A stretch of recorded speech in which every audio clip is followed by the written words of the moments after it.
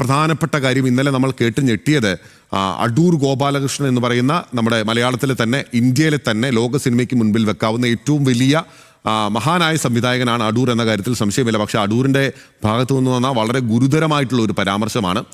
അതിനെപ്പറ്റി നമുക്ക് കൂടുതൽ വിശദമായി പരിശോധിക്കേണ്ടതുണ്ട്. സിനിമാ കോൺക്ലേവിനെ വിവാദ പരാമർശത്തിൽ അടൂർ ഗോപാലകൃഷ്ണനെതിരെ പ്രതിഷേധം ശക്തമാണ്. സിനിമയെടുക്കാൻ SC/ST വിഭാഗത്തിൽപ്പെട്ടവർക്ക് ഫണ്ട് അനുവദിക്കും മുൻപ് പരിശീലനം നൽകണമെന്ന പ്രസ്താവനയിൽ എതിർപ്പ് അറിയിച്ച് കൂടുതൽ സിനിമാ പ്രവർത്തകർ രംഗത്തെത്തി.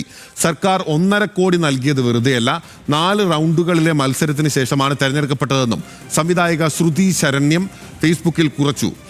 അടൂരിന്റെ പ്രസ്താവന മുഖവിലയ്ക്ക് എടുക്കുന്നില്ലെന്നും ശ്രുതി വ്യക്തമാക്കി. പരിശീലനം സവർണ പുരുഷന്മാർക്ക് നൽകിയിരുന്നുവെങ്കിൽ നഷ്ടം വരില്ലായിരുന്നു എന്നാണ് സംവിധായക കുഞ്ഞില മാസിലാമണിയുടെ പരിഹാസം. സെയ്ഫിനിസ അലിയാർ വിവരങ്ങളുമായി കൊച്ചിയിൽ നിന്ന് നമുക്കൊപ്പം ചേരുകയാണ്. സെയ്ഫിനിസ, അക്ഷരാർത്ഥത്തിൽ നമ്മളെല്ലാം കേട്ട് ഞെട്ടിയ ഒരു അടൂരിന്റെ ഭാഗത്തു നിന്ന് ഒരു മനുഷ്യന്റെ ഭാഗത്തു നിന്നും വരാൻ പാടില്ലാത്തൊരു പരാമർശമാണ്. പ്രത്യേകിച്ച് അടൂരിനെ പോലുള്ള സിനിമകൾ സംവിധാനം ചെയ്തിട്ടുള്ള ഒരു വ്യക്തി, അദ്ദേഹത്തിനുള്ളിൽ ഒരു വിധേയൻ കിടപ്പുണ്ട് എന്നുള്ളത് വളരെ ഞെട്ടലോടുകൂടിയാണ് നമ്മളെല്ലാം ഏറ്റുവാങ്ങിയത്. ഇന്നിപ്പോൾ ഉന്നത വിദ്യാഭ്യാസ വകുപ്പ് മന്ത്രി ഉൾപ്പെടെ പരസ്യ വിമർശനവുമായി രംഗത്ത് വന്നിരിക്കുകയാണ്. സിനിമാ മേഖലയിൽ നിന്ന് അടൂരിനെതിരെ വരുന്ന പ്രതികരണങ്ങൾ എന്തെല്ലാം? സേഫ്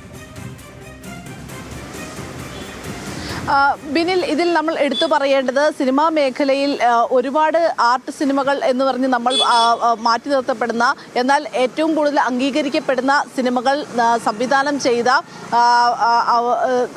സംവിധായകരാണ് ഇപ്പോൾ അടൂർ ഗോപാലകൃഷ്ണനെതിരെ പരസ്യമായി രംഗത്ത് വന്നിരിക്കുന്നത്. മന്ത്രിമാരുടെ പ്രതികരണമെല്ലാം നമ്മൾ നേരത്തെ കണ്ടതാണ്. പക്ഷേ ഇപ്പോൾ ശ്രുതി ശരണ്യം അടക്കമുള്ള, ഡോക്ടർ ബിജു അടക്കമുള്ള പ്രധാനപ്പെട്ട നല്ല സിനിമകൾ സംവിധാനം ചെയ്ത സംവിധായകർ എല്ലാവരും തന്നെ ശക്തമായ അല്ലെങ്കിൽ ഒരു നിശ്ചിതമായ ഒരു വിമർശനം തന്നെയാണ് അടൂർ ഗോപാലകൃഷ്ണനെ പോലൊരു സംവിധായകനെതിരെ ഉന്നയിക്കുന്നത് എന്നുള്ളത് നമ്മൾ നോക്കിക്കാണേണ്ടതാണ്. കാരണം അത്രയും മോശമായ ഒരു പരാമർശം നടത്തുമ്പോൾ അതിനെ ഒരു രീതിയിലും ന്യായീകരിക്കാൻ കഴിയില്ല എന്ന് തന്നെയാണ് ഈ സംവിധായകർ എല്ലാവരും തന്നെ പറയുന്നത്. അതിൽ ഡോക്ടർ ബിജു നടത്തിയിരിക്കുന്ന ഒരു പരാമർശം എന്ന് പറയുന്നത്, യാതൊരു പരിശീലനവുമില്ലാതെ സർഗശേഷി മാത്രം കൈമുതലാക്കിയ അനേകം മനുഷ്യർക്ക് ഈ നാട്ടിൽ ഇതുപോലെ സിനിമ ചെയ്യാമെങ്കിൽ അത് പട്ടികജാതിക്കാരായ വിഭാഗത്തിൽപ്പെട്ട ആളുകൾക്കും വനിതകൾക്കും ഒക്കെ സിനിമ ചെയ്യാം. അതൊരു സ്വാഭാവികമായ കാര്യം മാത്രമാണ്. പക്ഷേ അതിലെല്ലാം അവർക്ക് മാത്രം തീവ്ര പരിശീലനം നൽകണമെന്ന് തോന്നുന്നത് ഒരു പ്രത്യേക തരം കണ്ണാടി വെച്ച് നോക്കുന്നത് കൊണ്ടാണ് എന്നാണ് അടൂർ ഗോപാലകൃഷ്ണനെ കുറിച്ച് ഡോക്ടർ ബിജു വിമർശിച്ചത്.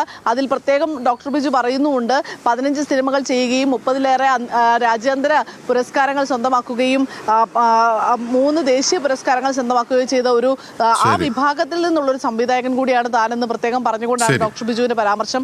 അതുപോലെ തന്നെയാണ് ശ്രുതി ശരണ്യം പറയുന്നത്. അതായത് ഒരു വർഷക്കാലം നീണ്ടുനിന്ന 4 റൗണ്ടുകളിലൂടെയുള്ള പല ഭാഗങ്ങളിൽ വന്ന തിരക്കഥകൾ സസൂക്ഷ്മം പരിശോധിച്ചാണ് ഈ സിനിമകൾ നിർമ്മിച്ചത് എന്നുള്ളതാണ് ശ്രുതി ശരണ്യവും പറയുന്നത്. ഉറപ്പായും പ്രധാനപ്പെട്ട ചോദ്യങ്ങൾ അവർ ചോദിക്കുകയും ചെയ്യുന്നുണ്ട്. എന്തിനാണ് SC/ST വിഭാഗക്കാർക്ക് മാത്രം പ്രത്യേക പരിശീലനം നൽകണം എന്നൊരു പ്രത്യേക പരാമർശം? അവരെന്താണ് മറ്റുള്ള മനുഷ്യരിൽ നിന്ന് വ്യത്യസ്തമാണോ എന്ന പ്രധാനപ്പെട്ട ചോദ്യം. നമ്മൾ പാർശ്വവൽക്കൃത സമൂഹങ്ങളെല്ലാം മുന്നോട്ട് കൊണ്ടുവരുന്നതിന് വേണ്ടി സർക്കാരിൻ്റെ ഭാഗത്തു നിന്ന് വിവിധ പദ്ധതികൾ മുന്നോട്ട് വെക്കുകയാണ്. അപ്പോൾ വളരെ കഴിവുള്ള കലാകാരന്മാരായിട്ടുള്ള വ്യക്തികളെ അപമാനിക്കുന്നതിന് തുല്യമാണ് അടൂരിൻ്റെ പരാമർശം എന്ന കാര്യത്തിൽ സംശയമില്ല. യഥാർത്ഥത്തിൽ അദ്ദേഹം അപമാനിക്കുകയായിരുന്നു എന്ന കാര്യത്തിലും സംശയമില്ല. അദ്ദേഹം ഇൻറ്റൻഷനോടെ പറഞ്ഞതാണോ എന്നുള്ള കാര്യത്തിൽ നമുക്ക് വ്യക്തതയില്ല. അദ്ദേഹം തന്നെയാണ് വരുത്തേണ്ടത്. പക്ഷേ എന്തായാലും ആ പ്രസ്താവന ഇതുവരെ തിരുത്താൻ അദ്ദേഹം തയ്യാറായിട്ടില്ല എന്നുള്ളതാണ് മറ്റൊരു പ്രധാനപ്പെട്ട കാര്യം.